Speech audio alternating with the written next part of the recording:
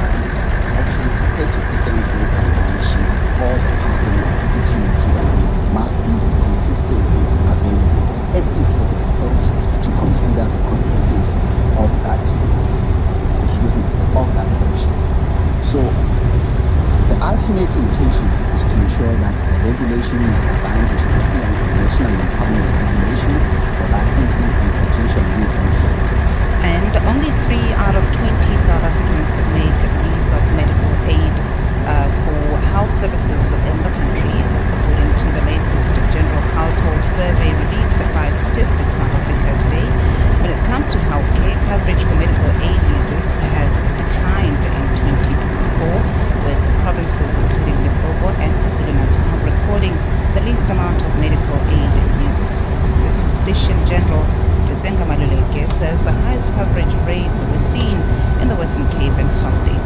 In terms of medical aid coverage, we don't see much improvement. The Western Cape and Gauteng are still leading, and a few years ago we were sitting at about 17%. I think nationally we are sitting at about 15% now. So we have gone down. But when you look at education, no schooling continues to decline. A look now at tomorrow's weather forecast for Gauteng. A fine day expected with temperatures set to range between 2 and 17 in Johannesburg, 6 and 20 in Pretoria, and 1 and 20 in Iringa. And now recapping the top story in our news at this hour, the surging levels of violence against women in South Africa call for more than summits and engagement meetings, as these have so far borne no fruit. That's according to the EFF, as it laments the killing of Lerato Mongale. More news in the next hour. Power News. This is Power 98.7. And now you're listening to Power Perspective with TT. Monday to Thursday, 8 p.m. to midnight. Taking your calls on 0861 987 000.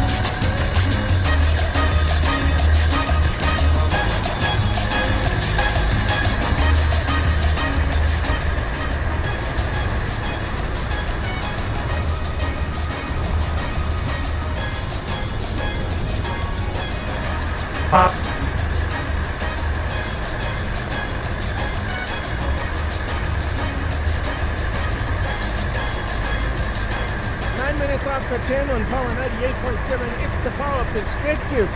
Good evening to you. Thank you so much for staying with us as we get into the final hour of the show.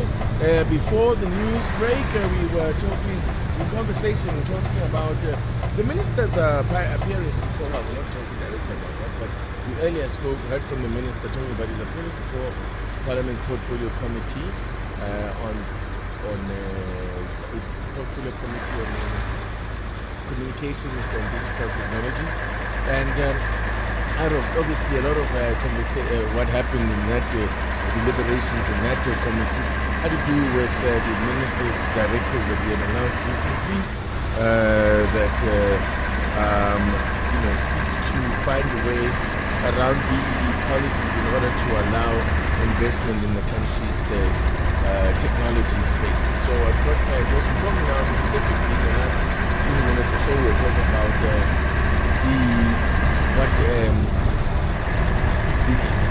efficacy, what the deal is with Starlink, how much of a game changer will it be? And we've got to help us out there, CEO of Bantima IT, Shepard Kwambela, and also with us Mudiwa Gavaza, who's a tech correspondent at the Business Day. Thank you to both of you, gentlemen, and thanks for staying with us. Just if I could come back to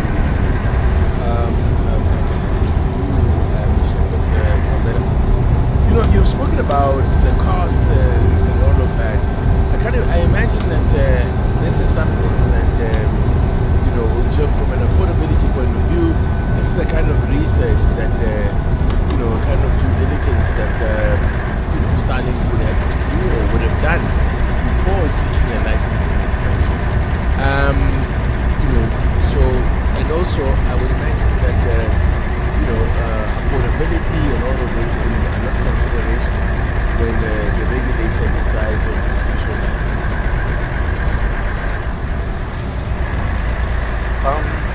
I would expect so.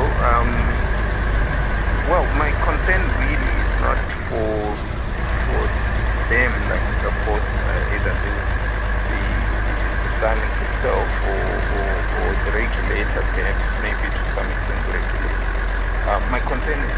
for the people in terms of will they get benefit.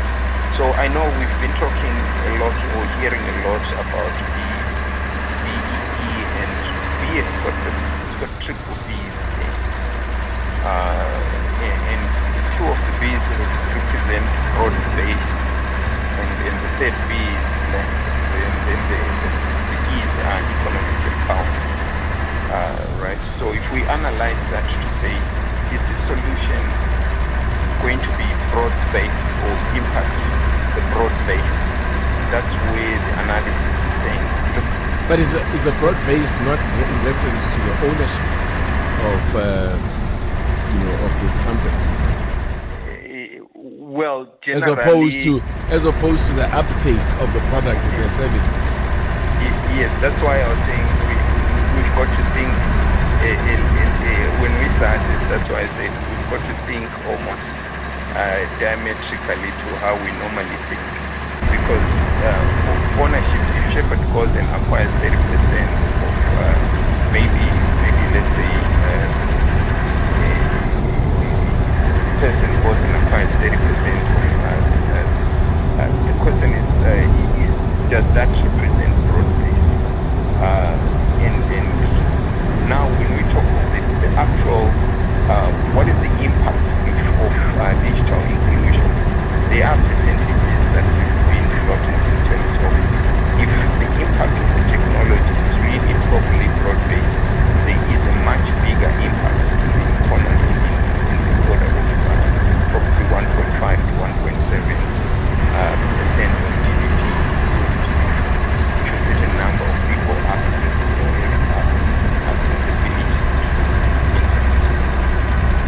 So if we're thinking in that space, I think that the analysis should really ask itself to say, are we just getting something that a few people benefit from a shareholding perspective if we treat that problem, and a few people benefit from accessing the internet at high speed as they are remote farms, game farms and other places. Whereas the actual broad base of people who are based in the townships that I referred to earlier, in highly concentrated urban areas where 40% of people are actually domiciled or they are not benefiting from the technology. So we would have just brought a technology, and without maybe, I'm not saying by any means we shouldn't bring it, the transformative technology to bring it, but it should be brought with awareness of these constraints, and then we then work with the producers of the technology to say, how do we solve this challenge? How do we make it more broad-based and impact? How do we make it affordable so that more people can use it and actually digitally solve the challenge and not widen the challenge of digital inclusion? All right, Shepherd, Pambela, I'm going to have to just cut in there because we are overrunning here. But then I just want to give Mudiwa Gabaza the last word. From what your understanding is and the digging and scratching that you've been doing as a journalist, is the Starlink thing a done deal? Contrary to the minister's protestations that this is not about Starlink, is this in effect what would happen? Because I mean, those deals that you have mentioned, if they have indeed already been signed, then they would have been signed without these other constraints that we've been talking about. To say that deal, I think that's hard to push in its current form because the opposition to something like this is quite immense.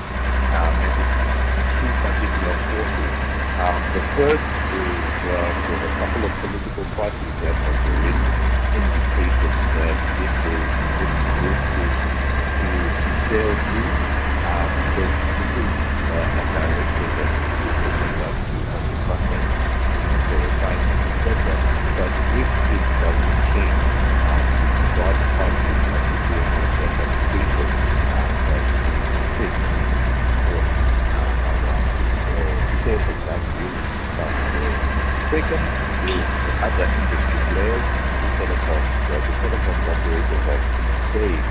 since this process started last year, the operators have introduced a lot of things to the phone, cell phone, English policy, the ability to say, all we want is regulatory parity. And then rules that we've been played by, we also want any other new entrants to be played by this rule. So in a highly regulated industry like telecom, anyone who's interested in getting into the business of the regulatory environment from the party, we could expect that some of the other telecom would also take support. So if there's a done it here, I would not say that especially in Tanzania. Thank you so much, Madiwa Gavaza, Tech Correspondent at Business Day, and also to CEO of Bantima IT, Shepard Pambela. I appreciate your time, both. Thank you so much. Thank you. 17 minutes are past. Urgent, topical, timely. Power 98.7, getting you talking about what matters. All right, shall we move on from that conversation then? It's one that no doubt will require us to revisit at another point because there's still a lot that still needs to be decided. There's a lot of the details that are unclear in terms of the direction in which this whole thing is going. And we will certainly come back to this conversation. But moving right along, we want to turn our attention to a subject that last week we started talking about exercise amongst children, at least amongst adults. Today, we want to take a look at the levels, activity and active lifestyle amongst children. Yes, play in that. That's what that's where we're turning our attention to right now, because this year UNICEF, South Africa is amplifying the critical role of play and positive parenting and child development through two linked campaigns running from May to September 25th. The initiatives aim to reach caregivers in rural and low-income areas where access to early learning resources remains a challenge. Now running the campaign features a mobile play bus tour traveling across South Africa, which is called the Ulula Okdala Choose Play. This is engaging children and caregivers through interactive activities and community theatre.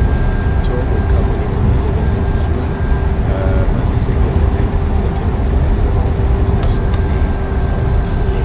Let's talk about this. Joining us to have this conversation is the education specialist in early childhood development, South Africa, Andre Renier. Good evening, and thank you so much for joining us. Good evening, and it is good to join you this time of the evening.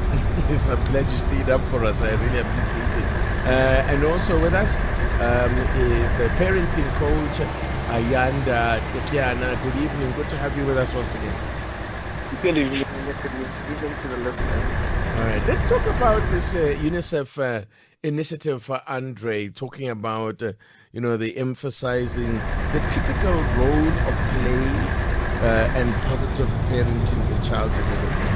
What are we referring to when we speak of play and in particular positive parenting? Play, let's start with play. Play is actually part of human development. It's a natural part of human development.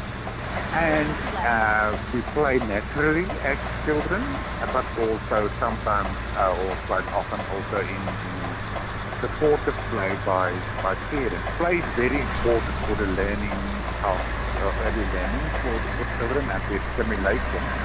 And actually, that stimulation is in turn also important for the development of the brain and the range of other. But the other thing that's important for play as well is parents play with their children is both relational. And it's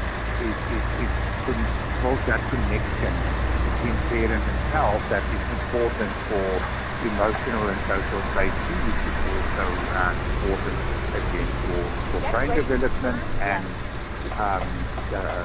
to be ready to learn and to respond to issues in the environment where children grow up.